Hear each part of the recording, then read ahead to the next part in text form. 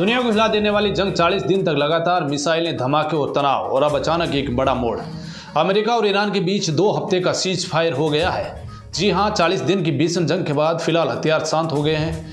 अमेरिकी राष्ट्रपति Donald Trump ने खुद सामने आकर इस सीज फायर का ऐलान किया और कहा है कि ये फैसला पाकिस्तान की अपील के बाद लिया गया है।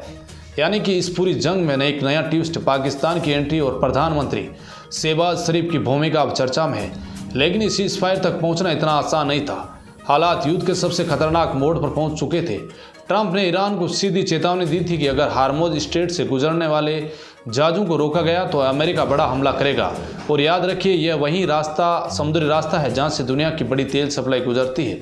यानी अगर यहाँ कुछ भी होता है तो असर पूरी दुनिया पर पड़ता। रिपोर्टर्स के मुताबिक इस सीज फायर के पीछे बड़ा गेम चला। पाकिस्तान ने मध्यस्थता की और आखिरी समय में चीन ने भी ये दबाव बनाया, जिसके बाद दोनों देश 2 हफ्ते के लिए हमले रोकने पर राजी हो गए।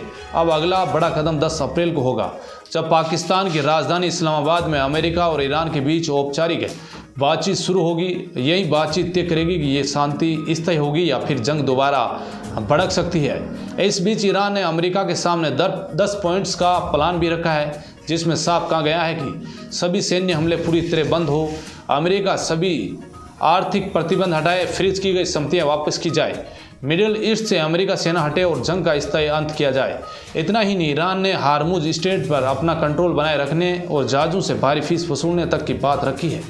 ईरान ने इस पूरे समझौते को अपनी जीत बताया, लेकिन कहानी यहीं ख़त्म नहीं होती है, क्योंकि सीज फायर के बीच एक और खतरे की खबर सामने आई है।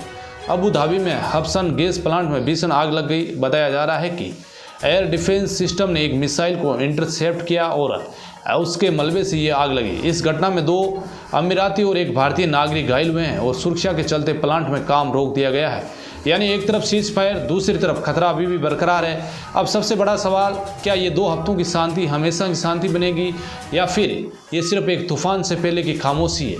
क्या 10 अप्रैल की बातचीत इतिहास बदल देगी या फिर दुनिया एक बड़ी जंग की ओर बढ़ रही है? हर खबर के लिए आप बने रहिए समाचार अपना देश के साथ।